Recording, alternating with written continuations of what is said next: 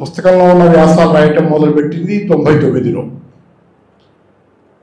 99కి ముందు చాలా కాలం పాటు పెద్దగా ఏమీ రాయలేదు. అంతకుముందు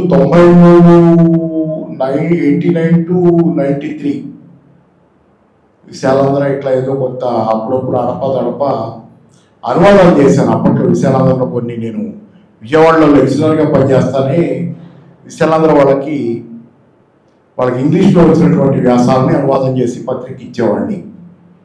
అది కొంత పని చేస్తూ వచ్చేవాడిని అట్లా. లేకపోతే మధ్య ఏదో కొంత సొంత వ్యాసాలు అప్పట్లో కొన్ని రాశాను కొద్దిపాటి. తర్వాత సరే విజయవాడ నుంచి వెళ్ళిపోవడం అయిపోయింది, విశాలాంధ్రతో పరిచయం ఇక్కడ కట్ అయింది. కానీ హైదరాబాద్ పోయిన తర్వాత ఈ సాఫ్ట్వేర్లో పనిచేయడం మొదలుపెట్టినప్పుడు చాలా కాలం పాటు కొంత స్తబ్దుగానే ఉంది. అది మానసికంగా కూడా ప్రభావం చూపించింది. నాకు ఇష్టం లేని సాఫ్ట్వేర్ రంగం, అంటే ఇష్టం అంటే డబ్బులు ఇష్టం లేదని కాదు, డబ్బులు అందరికీ అవసరమే కాబట్టి, జీతం బాగానే వస్తాయి కాబట్టి దాని పట్ల అభ్యంతరం లేదు. కానీ ఆ కోడింగ్ నచ్చేది కాదు, సాఫ్ట్వేర్ కోడింగ్ ఏది నచ్చేది కాదు కొంత. అది రెండోది ఏంటంటే రాజకీయాలు అనేది వామపక్ష రాజకీయాల నుంచి వచ్చిన వాళ్ళుగా ప్రజలకు దూరంగా, పార్టీలకి రాజకీయాలకు దూరంగా ఉండటం అనేది కొంచెం బాగా మానసికంగా ఇబ్బంది పెట్టిన కాలం అది. 96-95లో జాబ్ మొదలుపెట్టాను. 96 నుంచి 98 2001 బాగా మానసికంగా ఇబ్బంది పడి కొంచెం హెల్త్ బాగా అయిపోయిన కాలం. కేవలం మానసిక సమస్యల వల్ల, ఈ ఒత్తిళ్ల వల్ల. నచ్చని పని చేస్తున్నాం, నచ్చిన పని వదిలేసాము ఆ టైం అది. ఆ తర్వాత 2001లో ఎటుముడి క్రైసిస్ వచ్చింది, ఆ కంపెనీ అమ్మేశారు. నేను కూడా ఒక అవకాశంగా వాడుకొని వదిలేశాను. ఆ దశలోనే 99లో ఆ ఉద్యోగంలో ఉండగానే సాఫ్ట్వేర్ కోడింగ్ కూడా వదిలేశాను. మధ్యలో వదిలేసి సాఫ్ట్వేర్ కంపెనీలోనే సాఫ్ట్ స్కిల్స్ ట్రైనింగ్ మొదలుపెట్టాను. మోటివేషన్, కమ్యూనికేషన్ స్కిల్స్ ఈ డైరెక్షన్లో మారాను. జనరల్గా కొన్ని పుస్తకాలని కన్విన్స్ చేసి వాటి సమ్మరీ తయారు చేయటం, కంపెనీలో దాన్ని సర్క్యులేట్ చేయటం, దాని ద్వారా కొంత రిలీఫ్ పొందాను. కోడింగ్ పని ఆపేసిన తర్వాత కొంత సాఫ్ట్వేర్ కంపెనీలోనే కొంత రిలీఫ్ నాకు. అంటే కొంత పుస్తకాలు చదవటం, మళ్ళీ కాస్త ఏదన్నా జనరల్గా చదివి సమ్మరీ రాసి కంపెనీలో సర్క్యులేట్ అవుతుండే. సమ్మరీ బిల్ట్ లాస్ట్ అని, 7 habits of highly effective people, అట్లాంటి కొన్ని ఏదో పుస్తకాలు ఒక 1-2 డజన్లు సమ్మరీ తయారు చేశాను. అది నాకు కొంచెం చదువుతున్నాను, ఏదో ఒకటి నడుస్తుంది. అది కొంత బాగుంది. సరే తర్వాత 2001లో ఆ తర్వాత కంపెనీ క్రైసిస్లో, అదే కంపెనీ క్రైసిస్లో పడింది. ఎందుకంటే 2001లో క్రైసిస్ వచ్చింది గ్లోబల్గా. దానిలో ఈ కంపెనీ యజమాని కూడా కొంత అది వేరే రకంగా డైవర్సిఫై అయ్యే ప్రయత్నంలో అది కంపెనీ పోయింది. తర్వాత నేను కూడా ఇక సంతోషంగానే దాన్ని మానేశాను. ఎందుకంటే అప్పుడు ఇంట్లో కొంత ఫైనాన్షియల్గా సెటిల్ అయినటువంటి వాతావరణం ఆవేద చేస్తున్నారు. ఇక అట్లా దాంతో నేను కూడా ఇక నాకు అనవసరం వదులుకొని కొంత రాజకీయాల్లో చురుగ్గా ఉంటాం. అది కొంత అప్పటికి కొంత ఆరోగ్యం దెబ్బతిని ఉంది. అంటే కొంత స్మోకింగ్ కూడా మొదలుపెట్టాం మధ్యలో 97 నుంచి. అంటే నాకు అప్పుడు 37 ఇయర్స్. ఈ ఫ్రస్ట్రేషన్స్లో జరిగిన పరిణామాల్లో స్మోక్ చేయటం ఒకటి 15 ఏళ్ళు స్మోక్ చేశాను సుమారుగా 2013 దాకా. అది కూడా హెల్త్ తర్వాత ఇప్పుడు నార్మల్గా ఉన్నాను, అంత బాగానే మానేశాను 2013లో. సరే ఇదేమైనా కానీ ఓవరాల్ ప్రాసెస్ అంతా ఇది బ్యాక్గ్రౌండ్. 99లో ఆ కంపెనీలో ఉన్నప్పుడే ఈ ఎటుకుడి సమ్మరీలు, బుక్ సమ్మరీలు చేస్తున్నాను, చదువుతున్నాను. అప్పుడు ఆంధ్రప్రభలో మన అన్నపనేని గాంధీ అందరికీ తెలిసింది. ఏ గాంధీ చాలామంది తెలుసు, క్యాపిటల్ పుస్తకం అనువాదం చేసిన ఆయన ఆ టైంలో కొంత ఆంధ్రప్రభలో ఒక వ్యాసం రాసి ఇచ్చాను. ఆ సందర్భంలో 99లో కంపెనీలో ఉద్యోగం చేస్తున్నప్పుడే ఒక వ్యాసం ఏంటంటే స్వదేశీయ శరణ్యం అనే ఒక వ్యాసం రాసిస్తే అది వాళ్ళు వేశారు. మిత్రుడు ఒక ఆయన తీసుకెళ్ళి కొంచెం కాంటాక్ట్ ఆయన పరిచయం మీద ఇచ్చాడు. వ్యాసం పడితే అట్లా కాంటాక్ట్ వచ్చింది. కల్లూరు భాస్కరం గారు ఇప్పుడు రాసిన మన మంచి పుస్తకం, ఆయన పేరు గుర్తులేదు కానీ మన మూలాలు రాసిన కల్లూరు భాస్కరం గారు నన్ను బాగా మిత్రుడు ఒక ఆయన సురేంద్రరాజన్ ఆయన పత్రికలో నా వ్యాసాలు ఇవ్వటం, పత్రిక వాళ్ళకి నన్ను ఇంట్రడ్యూస్ చేయటం ఆయన మెయిన్ చేశాడు. తర్వాత కల్లూరు భాస్కరం గారు బాగా ఎంకరేజ్ చేశారు. సరే ఇక ఆంధ్రప్రభలో కల్లూరు భాస్కరం గారు ఈ వ్యాసాలు 1-2 రాసిన క్రమంలో ఆయన చెప్పింది ఏంటంటే గాంధీనేమో మిలీనియం మేధావులని 99 అది మిలీనియం 2000 సంవత్సరం వస్తుంది. మిలీనియంలో మేధావుల గురించి కొన్ని వ్యాసాలు రాయాలని చెప్పి రోజు ఒకటి తేవాలని చెప్పి వాళ్ళు అనుకున్నారు. దాని గాంధీ ముందు ఒప్పుకున్నట్టు కానీ తర్వాత గాంధీ కొంచెం ఎందుకునో తనకు కుదరలా. అది నువ్వు చేస్తావా పని అన్నారు. సరే ఇదే మంచి అవకాశం రాసుకోవటానికి ముందు ఎంటర్ అవుతాం కదా, ఇది వాళ్ళే అవకాశం ఇచ్చారని ఆ 15-20 రోజుల పాటు సుమారుగా నవంబర్ 15, నవంబర్ 10 నుంచి ఒక 20 వ్యాసాల దాకా రాశారు మిలీనియం మేధావుల మీద. రకరకాలుగా కార్ల్ మార్క్స్ దగ్గర నుంచి ఆ మిలీనియం ఐన్స్టీన్, ఫ్రైడ్ ఏదో మొత్తం మీద ఒక 20 మంది మీద రాశారు. అవి ఉన్నాయి ఎక్కడున్నాయో. అట్లా బిగినైంది స్టింట్ జర్నలిస్ట్. తర్వాత అదే క్రమంలో 99లోనే ఫస్ట్ నాకున్న ఆసక్తుల దృష్ట్యా, కమ్యూనిస్ట్ ఆసక్తి దృష్ట్యా ఎటు వేస్తున్నారు ప్రభలో, దానిలోనే సంక్షోభంలో ప్రపంచ పెట్టుబడిదారీ వ్యవస్థ లాంటి వ్యాసం, అమెరికా సంక్షోభంలో పడబోతుంది అనేది నాకు వచ్చిన అభిప్రాయం అప్పుడు చదువుతున్నాను. అంతకుముందు నేను ఏంటంటే హైదరాబాద్ వెళ్ళినప్పటి నుంచి 95లో, అంతకుముందు నాకు ఎకనామిక్స్తో పెద్ద పరిచయం లేదు. సిద్ధార్థ కాలేజీలో MBA ప్రొఫెసర్గా పనిచేసినప్పుడు కూడా నేను ఎప్పుడు ఎకనామిక్స్ తప్పితే ఏదైనా చెప్తాననేవాడిని, భయం కొంచెం ఎకనామిక్స్ అంటే. ఆ 95లో హైదరాబాద్ పోయినప్పుడు అక్కడ రెంటెడ్ బుక్ షాప్లో ఎకనామిస్ట్ మ్యాగజైన్ దగ్గర నుంచి, బ్లూంబర్గ్ మ్యాగజైన్ దగ్గర నుంచి, ఫార్ ఈస్టర్న్ ఎకనామిక్ రివ్యూ, ఇట్లా అన్ని ఇంటర్నేషనల్ మ్యాగజైన్స్ వచ్చాయి. ఒక rented book shop SR Nagar సెంటర్లో ఉండేది. పోయి ఆ బుక్స్ అన్ని రెండులు తెచ్చుకునేవాడిని. ఆ కంపెనీలో పెద్ద పని ఎక్కువ ఉండేది కాదు. సరే ఇవన్నీ చదువుతుండేవాడిని, అది తెచ్చి చదువుతుండేవాడు. ఆ మ్యాగజైన్స్ అర్థమైనంత అర్థమయ్యేది, అర్థం కానిది అర్థమయ్యేది కాదు. 4 సార్లు చదివిన తర్వాత ఇంకొంచెం ఎక్కువ అర్థమయ్యేది. ఇట్లా చదువుతుండేవాడిని. ఆ చదువుకుంటే అట్లా నేను సొంతంగా నేర్చుకుంటూ వచ్చిన ఎకనామిక్స్ మీద. ఈ 99 వచ్చేసరికి అది అమెరికా క్రైసిస్లో పడుతుంది అనేది ఒక వ్యాసం. అట్లాగే ఆ తర్వాత పరంపరగా అమెరికా మీద దృష్టి ఉండటం. నేను అప్పుడు మధ్యలో అమెరికా కూడా వెళ్ళొచ్చాయి కంపెనీలో ఉద్యోగపరంగా. 9 నెలలు ఉన్నాను అక్కడ. ఉండడం నేను ఇండియా వెళ్ళిపోతాను, అక్కడే పని చేసుకుంటానని చెప్పి ఇక్కడికి వచ్చి అదే కంపెనీలో ఇండియాలో కంటిన్యూ అయ్యాను. సరే ఈ క్రమంలో ఏంటంటే అమెరికా మీద ఎక్కువ వ్యాసాలు రాస్తూ వచ్చాను. సంక్షోభం వస్తారు మిగతా వాటితో పాటుగా. భారతదేశంలో బీజేపీ, దీంతో పాటుగా బీజేపీ వాజ్పేయి గవర్నమెంట్ అప్పుడు 99 to 2003 వాజ్పేయి గవర్నమెంట్కి సంబంధించి ఇటు స్వదేశీ ఎజెండా, అటు విదేశీ ఎజెండా. పేరుకు స్వదేశీ కానీ వీళ్ళు చేస్తున్న విదేశీ కార్యక్రమాలు అనేది ప్రధానంగా ఒక బుక్గా వచ్చింది. చిన్న బుక్గా వ్యాసాలన్నీ అమెరికా, అది బీజేపీ మీద రాసిన వ్యాసాలు, దాంతోపాటు ప్యారలల్గా అమెరికన్ ఎకానమీ మీద రాసినవి. అది 2003లో ఈ స్వదేశీ ఎజెండా, విదేశీ ఎజెండాతో పాటుగా అమెరికా మీద రాసిన వ్యాసాలు 99 to 2003 మొదటి బుక్ అదే అమెరికా మీద. ఇది అసలు అమెరికా అని రాస్తే దానికి మన తెలకపల్లి రెడ్డి గారు చూసి దానికి కొంచెం స్లగ్ ఇచ్చారు. ఏమనంటే అంతర్గత పత్రం, అంతర్జాతీయ పత్రం అని దానికి యాడ్ చేస్తుంది ఆయన. బాగుంది అది నిజానికి. ఆ రోజు జరుగుతున్న పరిణామం అది. 2003లో అమెరికా ఇరాక్ మీద దాడి చేసింది. ఇట్లాంటి యుద్ధాలన్నీ చేస్తుంది ఆ రోజు. అంతర్జాతీయంగానేమో దాడులకు పోతుంది, దూకుడుగా ఉంటుంది. అంతర్గతంగానేమో వీకెన్ అవుతుంది అమెరికన్ ఎకానమీ. ఇది మంచి టైటిల్ అది. ఇది అసలు అమెరికా, అంతర్గత పత్రం, అంతర్జాతీయ పత్రం 2003. ఆ తర్వాత 2003 తర్వాత కూడా ఈ వ్యాసాలు కంటిన్యూ చేయటం. 2007లో మళ్ళీ ఇంకో పుస్తకం వేశారు. ఈ వ్యాసాలన్నీ 2003 to 2007 రాసిన ఈ వ్యాసాలన్నీ కలిపి అమెరికా మీద అది వ్యాసాలు. మహాసామ్రాజ్యం మరణ వేదన, ఇది నేటి అమెరికా. ముందుదేమో ఇది అసలు అమెరికా అనుకుంటా, అంతర్గత పత్రం, అంతర్జాతీయ పత్రం. ఈ రెండోది ఇది నేటి అమెరికా, ఆ మహాసామ్రాజ్యం మరణ వేదన. అంటే డెత్ ప్యాన్స్, ఇది డెత్ ప్యాన్స్లో ఉందనేది 2007లో. అది రెండో బుక్. తర్వాత ఎటుకుడి 2008లో క్రైసిస్ రావటం, అది అందరూ కొంత. ఆ తర్వాత కొంత జనరల్గా మనం చెప్పిన ప్రిడిక్షన్ ఒకటి కొంత ఇదైనప్పుడు లభించే గౌరవనీయత అదంతా, దాంతోపాటుగా ఏంటంటే లభించే భద్రత కూడా చాలా ఉంటుంది అనేది ఆ రోజు గ్రహించాను నేను. ఎందుకంటే అంతకుముందు మన మీద డబ్బులు సంపాదించేందుకు, డబ్బులు ప్రపంచంలో మునిగి తేలినందుకు దాడులు చేసేవాళ్ళు, లేకపోతే ఇబ్బంది పెట్టేవాళ్ళు కూడా ఇక్కడ ఏదో ఉందనుకున్నప్పుడు కొంచెం జాగ్రత్తగా ఉంటారు మొత్తం. అది 2008 సంక్షోభం తర్వాత కొంత గౌరవనీయత వల్ల కొంత భద్రత పెరిగింది జీవితంలో. చుట్టూ గుచ్చటాలు, పొరవటాలు ఇట్లాంటివి ఉండే కార్యక్రమాలు తగ్గుతా కొంచెం అది. సరే తర్వాత 2008 అది అయిపోయింది సంక్షోభం. తర్వాత 2007 to 2012 రాసిన వ్యాసాలు మళ్ళీ అమెరికా మీద వ్యాసాలు కంటిన్యూ అయినాయి. అవన్నీ కలిపి 2012లో మళ్ళీ బుక్ వేశాను. అవన్నీ కలిపి వేసేటప్పుడు ఏం చేశానంటే వెనక రాసిన 2 పుస్తకాలు 2003, 2007 కూడా కలిపి ఈ 2012లో రాసిన దానిలో కలిపి 3 కలిపి మొత్తం కొత్తగా రాసిన 2007 to 2012 ఎన్ని కలిపి వేశారు. అదే సమాధిలోకి సామ్రాజ్యవాదం. సామ్రాజ్యవాదం సమాధిలోకి పోతుంది. It is dead, it is to be buried.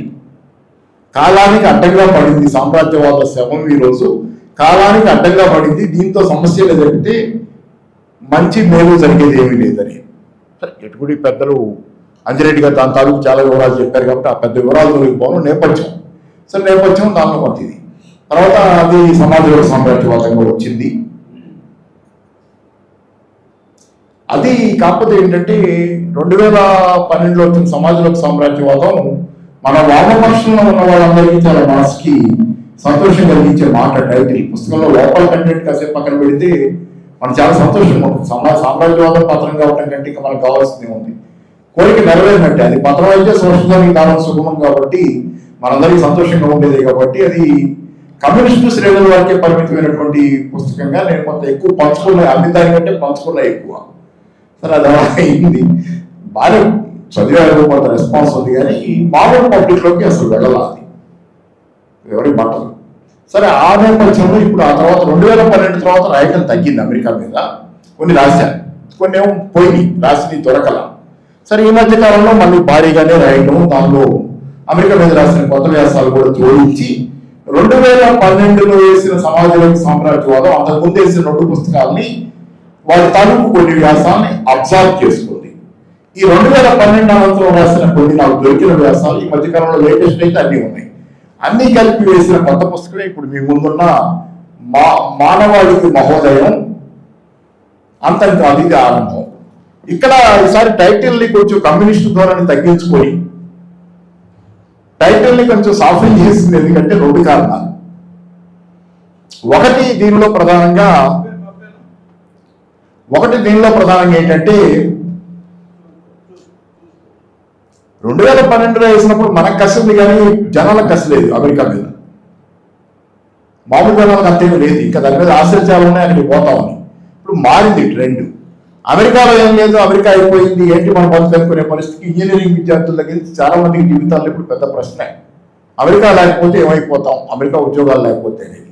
అక్కడికి పోయిన వాళ్ళు కూడా యూట్యూబ్లో వీడియోలు పెట్టుకుంటున్నారు, ఇక్కడ ఏమీ లేదు, రావద్దు ఎవరు, మేము అడుగు తింటున్నామని. యూట్యూబ్ వీడియోలు చూడండి, రాత్రిపూట మీరు యూట్యూబ్ వీడియోలు చూస్తే చాలా చూస్తుంటాయి ఇట్లా వీడియోలు.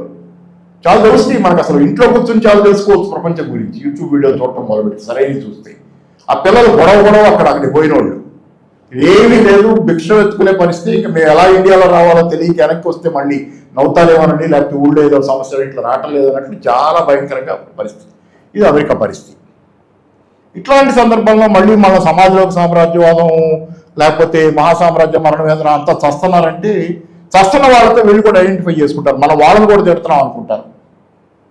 సామాన్యంగా ఇప్పుడు ఏమనుకుంటారంటే అమెరికా చస్తే నాకు ఉపయోగం, సామ్రాజ్యవాదం పోతే మనందరి బతుకులు బాగుపడతాయని మనం అనుకుంటాం, మనకు అర్థం అవుతుంది. కానీ మామూలు జనానికి ఏమవుతుందంటే కక్ష కొద్దీ నన్ను కూడా తిడుతున్నాడు, నాకు ఉద్యోగం రావటం లేదు కాబట్టి ఆ చచ్చిపోయే వాళ్ళు నన్ను కూడా వేసి తిడుతున్నాడు అనుకుంటారు అనేది ఒక ప్రమాదకరమైనటువంటి ధోరణి. అందుకని ఈ టైటిల్ని మార్చారు. మార్చి ఇప్పుడు ఏంటంటే మానవాళికి మహోదయం అంటే ఈ సామ్రాజ్యవాదం అంతంతో నీకేం మునగటల్లా, అమెరికా పడిపోతే నీకు శాశ్వతంగా ఏమీ అభద్రత, నీ జీవితం ఏమి సమాధి కాబోటల్లా. నిజానికి నువ్వు సరిగ్గా ఆలోచించి జాగ్రత్తగా నువ్వు కనుక నిర్ణయాలు తీసుకుంటే నీ వర్గంతో పాటుగా ఇతర సామాన్య జనంతో పాటుగా నువ్వు కలిసి నిర్ణయాలు తీసుకుంటే ఓ మహోదయం నీ కోసం ఎదురు చూస్తుంది. దానికోసమే అంతకుముందు పాత పుస్తకంలో సమాజంలోకి సామ్రాజ్యవాదంలో వెనకాల ఉన్నటువంటి భవిష్యత్తే సోషలిజం అని 2003 ప్రాంతంలో అది విశాలంలో రాసిన వ్యాసం. సోషలిజం వస్తుంది ఖచ్చితంగా, ఎందుకు వస్తుంది ఆ వ్యాసాన్ని తెచ్చి ముందు పెట్టారు దీనిలో. ఎందుకంటే hope, now we need to give hope to the people. మనలో మనం మాట్లాడుకునే కాలం, సామ్రాజ్యవాద కాలం ముగిసింది అనేది మనకు అర్థమైంది. ఇప్పుడు మనందరికీ దరిదాపుగా పర్సంటేజ్ తేడాలతో మనలో కూడా అందరికీ ఏదో హోప్ఫుల్గా ఉంది, అమెరికా అయిపోయింది అనేది అందరికీ పర్సంటేజ్ తేడాలతో మనకు అర్థమైంది. మనకే కాదు మామూలు జనానికి కూడా ఎంతో కొంత అర్థమైంది. ఈ టైంలో మనం జనంతో ఎక్సెక్కాలంటారు కదా, అట్లా చేయకుండా టైటిల్ మార్చుకొని మానవాళికి మహోదయం, దీంతో నీకేం కాదు, అమెరికా పోతే మనకేం కాదు, ఇదో మహోదయం జరగబోతుంది, ఈ సంక్షోభం వెనక ఒక గొప్ప కాలం ఎదురు చూస్తుంది అనేది. అందుకని దాన్ని భవిష్యత్తే సోషలిజం అనే దాన్ని ముందు తెచ్చిపెట్టి వ్యాసం, దాంతో అది ఓ పాజిటివ్ ఇది ఇచ్చింది. అది అంతం కాదు ఇది ఆరంభం అన్నది కూడా అందుకే దాని కింద స్లబ్. అంతం కాదు ఇది ఆరంభం అన్నది ఎందుకంటే ఇదేమి నీకు జీవితం అయిపోబోటల్లా ఒక గొప్ప సమాజం, సోషలిస్ట్ సమాజం వస్తుంది. ఈ రోజులాగా నీ దగ్గర 12 గంటలు 14 గంటలు పిండుకోరు, రాత్రి వచ్చి నిద్రపోయిన తర్వాత కూడా పండుకున్న తర్వాత కూడా ఫోన్ చేసి ఫలానా ఒక ఈమెయిల్ పంపో లేకపోతే ఇంకోటి చేసి నేను లేపి నీ చేత పని చేయించుకోరు. ఆ సమాజం కింద నువ్వు చాలా సుభిక్షంగా సంతోషంగా బతికే నీ కాలం ఉంటుంది.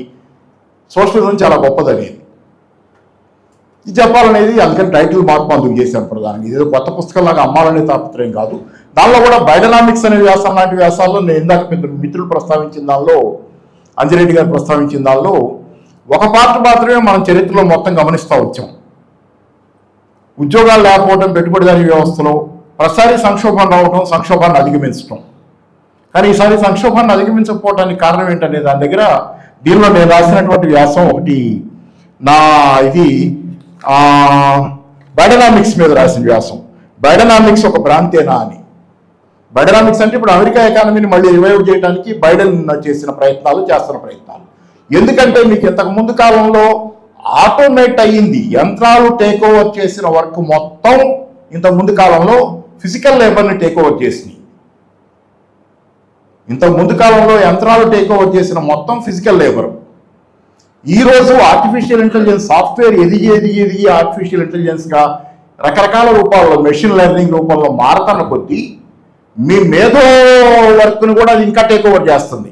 ఒక పక్క ఫిజికల్ వర్క్ని మరింతగా, ఇంతకుముందు ఫిజికల్ వర్క్ను సులువు చేసింది ఆటోమేషన్. పెరిగిన కొద్దీ యాంత్రీకరణ ఫిజికల్ వర్క్ సులువు చేసి కొంతమందికి ఉద్యోగాలు తగిన పనిచేసేవాడికి గుణపం పార బదులు ఒక బుల్డోజర్ని ఇచ్చింది, సులువు చేసుకుంటూ వచ్చింది. కానీ ఇప్పుడు ఇంకా రాను అసలు నువ్వే అవసరం అనేది చూస్తుంది. ఫిజికల్ వర్క్లో వీడి పాత్ర పోతుంది ఇంకో పక్కన అసలు. అలాగే మేధావి మైండ్తో చేసే పనుల్లో కూడా మనిషి పాత్ర పోయింది పూర్తిగా. ఈరోజు సేవారంగం అనే దానిలో నువ్వు అవసరమే లేదు. ఆర్టిఫిషియల్ ఇంటెలిజెన్స్ మన ఆంధ్రజ్యోతిలో కూడా వచ్చింది. అది బీపీఓ ఉద్యోగాలు అసలు ఉండవు. Going to take over, artificial intelligence is going to take over all the BPO jobs. ఇది అన్ని చోట్ల వస్తాయి. కాబట్టి ఏంటంటే ఇంతకుముందు గతంలో ఫిజికల్ లేబరే కొంత తొలగించబడింది. అది కూడా టెక్నాలజీ అడ్వాన్స్ అయిన కొద్దీ అది ఇంకా అడ్వాన్స్ అయ్యి అసలు ఆ లేబర్ కూడా పోతుంది. హోటల్లో సర్వీస్ చేసే చోట కూడా రాబోట్లు వస్తుంది. మ్యూజిషియన్స్గా రాబోట్స్, చాలా విషయాల్లో రాబోట్స్ మొత్తం ఫిజికల్ ఇదంతా.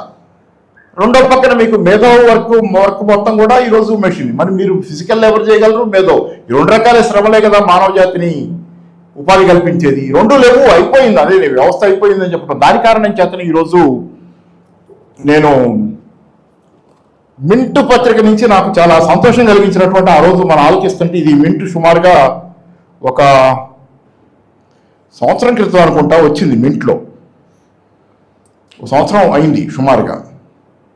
దానిలో చెప్తా, ఒక్క నిమిషం. మింట్ పత్రిక ఫస్ట్ పేజీలోనే ఒక బాక్స్ కట్టి ఒక ఐటమ్ వేస్తుంది. ఫస్ట్ పేజీ ఒక ర్యాపర్ లాగా వేస్తుంది, మొత్తం వేయదు. ఫస్ట్ పేజీలో ఒక చిన్న ర్యాప్ వేస్తుంది. ఆ ర్యాప్లో దానిలో బాక్స్లో వాడు రాసింది ఏంటంటే ఈ ఆర్టిఫిషియల్ ఇంటెలిజెన్స్ గురించి రాస్తా వాడు రాసింది, artificial intelligence capabilities are put downs of what humans do at work but the threat to jobs means. అంటే ఆర్టిఫిషియల్ ఇంటెలిజెన్స్ వాటి వల్ల జాబ్స్కి ఈరోజు థ్రెట్ ఉంది. It means labour market planning no longer sounds like an idea taken from the Soviet model of controlled economy. Labour market planning అనేది ఒకప్పుడు Soviet union చేసేది. అది చేయకూడదు, మార్కెట్లో డిమాండ్ అండ్ సప్లై ప్రకారం అన్నీ పోవాలని ఇప్పుడు చెప్పేవాళ్ళు. ఇప్పుడు ఈ ఆర్టిఫిషియల్ ఇంటెలిజెన్స్ పెరిగిపోతున్న తర్వాత మీరు ఇప్పుడు ఉద్యోగాలు ఉండవు, రావు. కాబట్టి ఈ వ్యవస్థ ఇట్లా ఉంటే సోషలిజం అహ్లా, కానీ labour market planning Soviet model ఇప్పుడు అవసరం అనేది చెప్తున్నాడు. అంటే సోషలిజం అవసరం అని ఆ మాట చెప్పలా. మింట్ పత్రిక చెప్పలేదు కాబట్టి చెప్పలా. మింట్ పత్రిక ఆ మాట చెప్పలేదు. అది వాల్ స్ట్రీట్ జర్నల్ తాలూకు ఎక్స్టెన్షన్ ఆఫ్ ఇండియా అది. అందుకని ఏంటంటే ఇది మింట్ పత్రిక కూడా స్వయంగా కావాలంటే ఇస్తుంది, ఎవరికైనా చూడొచ్చు. అది కూడా చిన్న ముక్క రాసి ఊరుకుంది. అంటే సోవియట్ మోడల్ ఆఫ్ ప్లానింగ్ అనేది లేకుండా ఈరోజు పెట్టుబడి పాత్ర. గతంలో ఏంటంటే పెట్టుబడి, ఎవరైనా పెట్టుబడిదారుడు పెట్టుబడి పెట్టి పరిశ్రమ పెట్టి మనకు ఉద్యోగాలు వస్తే మన కోసం ఎవడు పెట్టలే. ఇక్కడ పరిశ్రమ వాళ్ళ లాభాల కోసం పెడితే బై ప్రోడక్ట్ మనకు ఉద్యోగాలు వచ్చాయి. మనం సంబరపడుతుండేవాళ్ళం, వాడు పెట్టాడు, వాడి పట్ల మనకు లాయల్టీ. టాటా, బిర్లా, అంబానీ వీళ్ళందరి పట్ల వాళ్ళు పెట్టకపోతే మనం ఏమైపోతామని. వాళ్ళు పెట్టేది ఎవరు మన కోసం పెట్టలే. అక్కడ వాళ్ళు పెట్టేటప్పుడు వాళ్ళ లాభాల కోసం వాళ్ళు పెట్టుకుంటే మనకు ఉద్యోగాలు వచ్చినాయి. బై ప్రోడక్ట్, ఈ బై ప్రోడక్ట్కే వాళ్ళకి ఇంత లాయాలి మనం. ఈ బై ప్రోడక్ట్ యంత్రంతో వస్తుందంటే యంత్రాన్నే పెట్టుకుంటాడు, మనం అక్కర్లేదనేది ఈరోజు కనపడుతుంది. అందుకని ఆయన ఎవరు సుందర్ పిచాయ్ అమెరికా యుఎస్లో మన మైక్రోసాఫ్ట్ అనుకుంటే ఎవరు ఉన్నాడు కదా, ఆయన ఉద్యోగాలు బీకేయటంలో మరి శుభ్రంగా బీకేసి హాయిగా భారతీయుడు అని తెగ చెప్పుకుంటుంటారు. ఇక్కడ మన భారతీయుడు అక్కడ ఉన్నాడు మైక్రోసాఫ్ట్ కంపెనీలోని. మరి భారతీయులు చాలా మందిని బీకేశాడు సుందర్ పిచాయ్ ఎవరు ఉన్నాడు కదా, భారతీయులు చాలా మంది ఉద్యోగాల నుంచి పీకేశాడు. ఏంటంటే పెట్టుబడి తర్కానికి మనతో సంబంధం లేదు, పెట్టుబడికి కావాల్సింది లాభాలే, మన మీద ఏ ప్రేమ లేదు దానికి. అంటే ఈ రోజు నడుస్తున్న వ్యవస్థలో ఏంటంటే డెడ్ క్యాపిటల్ ఏదైతే ఉందో, డెడ్ క్యాపిటల్ అంటే డబ్బులు, ప్రాణం లేని పెట్టుబడి ఏదైతే ఉందో అది ప్రాణం ఉన్నటువంటి పెట్టుబడి మీద పెత్తనం చేస్తుంది, ప్రాణం ఉన్న పెట్టుబడిని నియంత్రిస్తుంది, మనకు ఉద్యోగాలు ఇస్తుంది, మన చేత పని చేయించుకుంటుంది, మనల్ని పిండుతుంది, లాభాలు సంపాదించుకుంటుంది. కనీసం ఇన్నాళ్ళు మనకు ఒక బతుకు తెరువు ఒకటి గ్యారంటీ చేసినది, ఏ రకంగా మనల్ని పిండినా మనకు ఒక బతుకు తెరువు ఇచ్చింది, మనం బతుకున్నాం. ఒక కెరీర్ పోవడం నిర్మించుకున్న వాళ్ళు నిర్మించుకున్నారు. కానీ ఈరోజు ఆ బతుకు తెరువును తీసేస్తుంది. నిన్నటిదాకా మనకు బతుకు తెరువు ఇచ్చినటువంటి ఆ పెట్టుబడిదారీ వ్యవస్థ, ప్రాణం లేని పెట్టుబడి ఇవాళ మన బతుకు తెరువును లాగేస్తుంది, తీసేస్తుంది. Dead capital is killing us. Productive forces which are productive forces for hundreds of years, 200 years దాకా ప్రొడక్టివ్ ఫోర్సెస్ అని మనం అనుకున్నాయి ఈరోజు డిస్ట్రక్టివ్ ఫోర్సెస్ అవుతున్నాయి. మనకి ఉత్పత్తి శక్తులు, వాటి కెపాసిటీస్ పెరిగిన కొద్ది టెక్నాలజీ అది మన పాలిటీ వినాశనం అవుతుంది. కాబట్టి ఈరోజు ఏంటంటే డెడ్ క్యాపిటల్ ఇన్నాళ్ళు లివింగ్ క్యాపిటల్ని దానికి ఏదో రకమైన ఆసరానో 4 మెతుకులు పడేసి కెరీర్ చూపించి నడిపింది కథ. ఈరోజు అలా నడవదు. డెడ్ క్యాపిటల్ మీద అంటే క్యాపిటల్ మీదే మీరు ఆధారపడి పెట్టుబడి పెట్టమంటే అది మిమ్మల్ని పెట్టుకోదు ఉద్యోగంలో, అది యంత్రాల్లో సాఫ్ట్వేర్లో పెట్టుకుంటుంది. మీతో అవసరం లేదు, నాతో అవసరం లేదు, ఎవరితో అవసరం లేదు, ఆ స్టేజ్కి దాని ముసుగు తొలగిపోయింది. కాబట్టి కావాల్సిన వ్యవస్థ ఏంటి? లివింగ్ క్యాపిటల్ కోసం డెడ్ క్యాపిటల్ పనిచేసే వ్యవస్థ రావాలి. ఇన్నాళ్ళు డెడ్ క్యాపిటల్ కోసం బతుకున్న మన మనుషులను పనిచేస్తున్నాం, వాళ్ళ లాభాలు పెంచడం కోసం. కానీ ఇప్పుడు కావాల్సింది ఏంటంటే మన కోసం పెట్టుబడి మనం పెట్టుకునే కాలం రావాలి. అదే సోషలిజం. అవసరం వచ్చింది ఈరోజు. ఇంతకంటే సింపుల్ లాజిక్ దీనికి ఏం అక్కర్లా. అది లేకపోతే చచ్చిపోతారు జనం. ఈ లాజిక్ అర్థం కానంత కాలం గదిలో, చీకటి గదిలో తలుపేసి ఏదో ఒక తలుపు తీసుకున్నా ఎటు తలుపు తీసుకుపోవాలో తెలియకుండా చీకటి గదిలో ఉంటే తచ్చాడినట్లు పెట్టుబడిదారీ వ్యవస్థలో సంక్షోభం వస్తే ఏం జరుగుతుందో అర్థం కాక అనేక మంది రకరకాల మానసిక సమస్యలతో ఈరోజు అమెరికా పిచ్చాసుపత్రి. ఈరోజు అమెరికా పిచ్చాసుపత్రి వాళ్ళే చెబుతున్నారు మానసిక సమస్యలు మన మేజర్ సమస్య. ప్రపంచవ్యాప్తంగా మానసిక సమస్యలు, ఆత్మహత్యలు, అసంతృప్తి, ఆందోళన, లోస్ట్ జనరేషన్, కోల్పోయిన తరాన్ని కొత్త తరం యువతరానికి పేరు ప్రపంచం అంతా. దీని నుంచి బయటికి వెళ్ళేదో చెప్పడం మన పని. ఎంత తొందరగా మనం మెరుగ్గా యువతరానికి సోషలిజమే దారి బయటికి వెళ్ళడానికి ఆ పక్కన తలుపు ఉందని మనం చెప్పగలమో అదే మన పాత్ర. అదే మిడ్ వైఫ్ పాత్ర అన్నాడు కార్ల్ మార్క్స్. మంత్రసారి పాత్ర అన్నది అదే. ఆ దోర అటు పోతే బయటికి పోతావు, అక్కడ ఉంది సోషల్, అదే గోలు, అది అలా పోతే బాగుంటావు భవిష్యత్తు. ఈ పాత్ర పోషించడం కోసం మనం ఏదైనా చేయడం తప్పితే ఇంతకంటే మనం ఏదైనా. రెండోది ఇందాక పెద్ద మన అంజిరెడ్డి గారు, నేను పెద్ద ఎక్కువసేపు మాట్లాడను, అంజిరెడ్డి గారు చెప్పినటువంటి రాజకీయాల గురించినది రాజకీయాల పాత్ర నాకు కూడా అవగాహన ఉంది. ఇందాక కూడా అక్కడ మన సిపిఎం ఆఫీస్ దగ్గర దిగే పొరపాటుని ఇటు రాకుండా అటు దిగాను. దిగినప్పుడు అక్కడ కోర్ట్స్ వస్తుంటే నేను అంటాడు, మనం ప్రజలకు రాజకీయాలు చెప్పకపోతే బూర్జువా రాజకీయాలే వాళ్ళ తలలో ఉంటాయని. సారీ, దానిలో సందేహమే లేదు, నిజమే. కాకపోతే నేను అనేది ఏంటంటే ఇప్పుడు పార్టీలేమో ఆ పాత్ర పోషించుతున్నా, నేను పార్టీలను విమర్శించడానికి తగ్గింది ఆ పాత్ర పార్టీలు పోషించేది. వ్యక్తులుగా విడివిడిగా కాపు శ్రీనివాస్ గారు లేకపోతే మనమంది ఇక్కడ అంతమంది అందరికీ అభిమానం ఉంది. పార్టీల్లో అందరూ లేరు, అందరు చేయట్లేదు అంటే చేస్తున్నారు. కానీ పార్టీల పాత్ర ప్రధానంగా తగ్గింది, సైద్ధాంతిక దీనిలో తగ్గింది, పోరాటంలో తగ్గినప్పుడు ఎవరో ఒకళ్ళ భుజాన్ని ఎక్కువ వేసుకుంటే శత్రుదారి మొత్తం మన మీద పడుతుంది. Remember it. మీరు లాంగ్ టర్మ్ వర్క్ చేయడానికి ప్రిపేర్ అయితే కనుక దుందుడుగుతనం పనికిరాదు. దీనికోసమే నేను కొంత సరే రాస్తే జగన్ మీద రాయొచ్చు, చంద్రబాబు మీద రాజకీయాలు అంటే ఇవి కూడా రాజకీయాలేగా, వాళ్ళ మీద కూడా వ్యాసాలు రాసుకోవచ్చు, పత్రికల్లో రాస్తున్నాం కదా, చాలామంది రాస్తున్నారు కదా, మనం కాకపోతే ఎవరు రాస్తున్నారు. ఈ పెద్ద నాకు సరే అవన్నీ ఇటు టీవీలో అవి మాట్లాడుతున్నాం, కొన్ని అడప అన్నిటికీ పోవం, వాళ్ళు బూతులు తిట్టుకున్నాయని చర్చలు పెడితే పోవం, ఈయన నడుస్తాయి. కానీ నేను అనేది ఇక్కడ ఏంటంటే నా వరకే నేను I played a very conservative role ఈ విషయంలో. నాకున్న ఇది ఏంటంటే ఇంతమందికి లేనిది నాకెందుకు అనుకోవాలి, నాకు కావాలి ఇది అనుకున్నా. కానీ నేను దీర్ఘకాలం పాటు పని జనాల చైతన్యం స్థాయి, వాళ్ళ అడుగులు ఎంత దాకా వాళ్ళతో కలిసి వాళ్ళకు 2 అడుగుల ముందుందా కానీ మనం పోయి దుందుడుగా వెళ్తే కనుక ఇది అయ్యేది కాదు. నా ఉద్దేశం అది. అందుకే రాజకీయాల గురించి అంటే దానిలో రాజకీయ ప్రస్తావనలు కూడా ఉన్నాయి. ఇప్పుడు నేను మాట్లాడిందంతా రాజకీయమే కదా. వ్యవస్థ మారాలనేది రాజకీయంగా కేవలం దానిలో ఆర్థిక శాస్త్ర విషయాలు చెప్పాము. చెప్పి వ్యవస్థ మారితే కానీ మారదని చెప్పేది కూడా రాజకీయమే. కాకపోతే ప్రత్యేకంగా మీరు అన్నటువంటి గ్రామ్స్కీ స్థాయిలో కాకపోతే అంటే ఆ స్థాయిలో రాయగలవని కాదు, గ్రామ్స్కీ రాసినట్లుగా చైతన్యం పెంచే స్థాయిలో నేను చేయలే. ఎందుకంటే ఇది నేను ఎకనామిస్ట్గా ఉండటం వల్ల నేను ఎక్కువ సేఫ్గా ఉన్నాను. 4 పనిచేశాను నేను. ఈ పుస్తకం 4 పుస్తకాలు వేసి ఇప్పటికి కూడా నా ప్రాబ్లం తక్కువ ఉన్నాయంటే నేను ఎకనామిస్ట్గా మిగలటం వల్లే. ఎకనామిస్ట్ దాటి రాజకీయ విశ్లేషకుడు అంటే ఈ పార్టీకి నాకు చాలా జరిగేది, జరగాల్సినవి చాలా జరిగాయి. అందుకని one has to assess the పరిసరాలని, పర్యావరణాన్ని కూడా, వాతావరణాన్ని చూసుకుని కూడా మనం పనిచేసేది పని చేయాలి. కానీ అలవికారి చోట అది కూడా మనం రాదు. ఉన్నామని చెబుతున్నాం, మనమేం దాక్కోలా. We're not resign, we're not escaping, we're here. మేము చెబుతాం, మేము ఉన్నామని చెబుతున్నాం. కానీ అలవిగాని చోట అది కూడా మనం రాదు అన్నట్లు ఎక్కువ మిడిసిపట్టడం కూడా నాకైతే చేయగలిగితే ఎవరైనా వీరులు పోరాటకారులు కావచ్చు, అది అయితే అవ్వచ్చు. కానీ నేను నా స్థాయిలో ఆ పరిమితికి నేను కావాలనే పెట్టుకున్నాను. నేను ఆ పరిమితి అది అలాగే నా మొత్తం మొదలుపెట్టిన ప్రయాణంలో కూడా ఆర్థికవేత్తగా నాకు స్టాంపు పడ్డప్పుడు నేను కావాలని తెచ్చుకున్న స్టాంపే అది. అది కొంతకాలం పోయిన తర్వాత నెమ్మదిగా కాలక్రమేణా దీన్ని అధిగమించి రాజకీయ విశ్లేషకుడుగా, వ్యవస్థ క్రైసిస్లో పడుతున్న కొద్దీ మన రాజకీయాల విశ్లేషకుడుగా వద్దామనేది ఒక నిర్ణయంతోనే 15 ఏళ్ల క్రితం మొదలైంది. 2005లో టీవీలోకి వెళ్ళటం మొదలు. రాజకీయ విశ్లేషకుడిగా ఇప్పుడు వద్దు, మెయిన్గా మనం ఇట్లాగే పోతున్నాం. వ్యవస్థ క్రైసిస్తో పాటుగా మనం కూడా షిఫ్ట్ అవుతా పోతున్నాం. దాంతోపాటు ఇంటాండెడ్ పోదాం అనేది. అయితే ఇప్పుడు దానిలో కూడా కష్టాలు వచ్చినాయి. ఓ టీవీ ఛానల్లో నేను ఇట్లా పోయి ఆయనకి చెప్పాను, దాని తాలూకు ఫైనాన్స్ మేనేజర్, ఆయన మామూలుగా జీఎం లాగా, నేను ఇక రాజకీయ విశ్లేషణ కూడా వస్తానండి, కొన్ని చిన్న ఛానల్స్కి ఇలా పోతున్నానని అంటే, ఆ తర్వాత అసలు ఆయన టీవీ ఛానల్కి నన్ను ఎకనామిక్స్ కూడా పిలవడం మానేశాడు. బంధు సరే. ఆ తర్వాత బ్యాడ్ ఎక్స్పీరియన్స్. ఆయన్ని పీకేశారు అక్కడ. ఆ తర్వాత మళ్ళీ పిలుస్తున్నారు నన్ను అక్కడ. అయ్యింది ఆయనే పీకేశారు కొన్నాళ్ళకి. ఆయన అందరితో అలాగే చేశారంటే అసలు అయిపోయింది. సరే, ఇట్లా చాలా ఒడిదుడుకులు ఎవరికైనా ఉంటాయి. కానీ నేనేంటంటే నేను రాజకీయం అనేది ఓపెన్. ఇప్పుడు మీకు నేను రాజకీయాలే మాట్లాడుతున్నాను, గమనిస్తున్నారో లేదో, టీవీలో మాట్లాడినా ఎక్కడ మాట్లాడినా రాజకీయాలు ఏం తక్కువ మాట్లాడతారు. రాజకీయ విశ్లేషకులు చెప్పాడు రాజకీయాలు మాట్లాడుతూనే ఉన్నాం. కానీ ఎకనామిస్ట్ అనే జనరల్ ఒక పర్సెప్షన్ వచ్చిన తర్వాత ఏమవుతుందంటే మీరు మాట్లాడేది రాజకీయం చూడరు, ఎకనామిక్స్ అని అనుకుంటుంటాడు.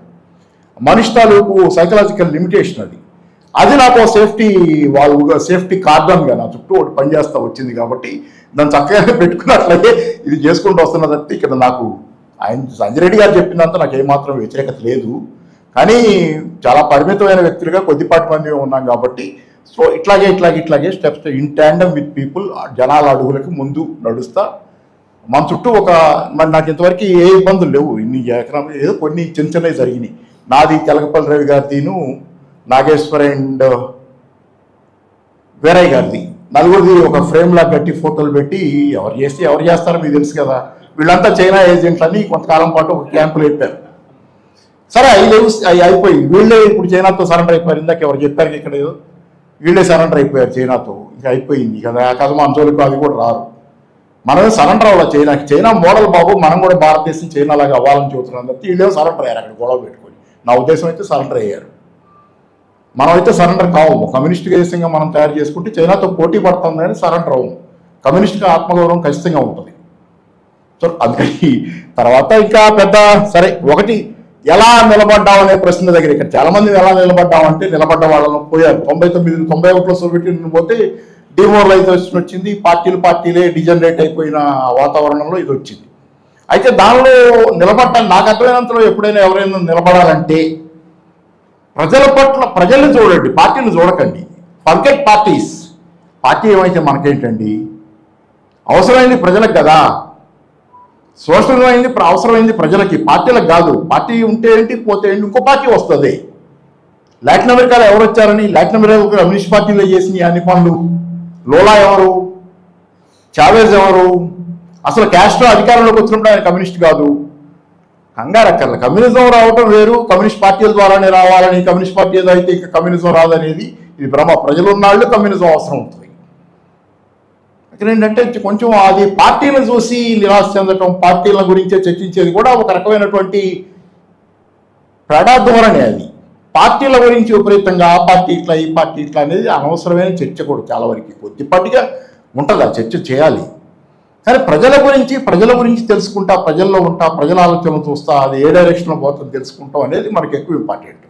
అదే మనం మొరేల్గా పార్టీల గురించి ఎక్కువ ఆలోచిస్తే ఉండవు, ఎక్కడ అసలు పోతాం, అక్కడ పోతాం. అది నా ఉద్దేశం. సరే, తర్వాత ఇక దీంతో పాటు ఇంకో చివరి మొక్క ఏంటంటే, అది వేరే బుక్ ఉందని కానీ అది ఎవరికి తెలియదు. State and socialism at the don of the 21st century అని చెప్పి ఇంగ్లీష్లో చిన్న బుక్లెట్ వేసాను. దాన్ని కూడా తెలుగు చేయిస్తాను. తెలుగు అంటే ఒక దురదృష్టం ఏంటంటే దాన్ని తెలుగు చేసి ఆ డ్రాఫ్ట్ పాపం తెలిసిన ఆయన చేసి పెట్టాడు వాలంటరీగా. ఆయన ఇష్టమైన పుస్తకం నచ్చి తెలుగు చేసి పెడితే డ్రాఫ్ట్ ఒక మిత్రుడికి ఇస్తే కావాలని దాన్ని పారేసాను, మరి పోయిందని చెప్పి అబద్ధం అది నాకు తెలుసు. He did not wanted to come in Telugu. ఆయన ఒక కారణాలు, పెద్ద గొప్ప పుస్తకం నేనేం చెప్పడం దాన్ని బట్టి.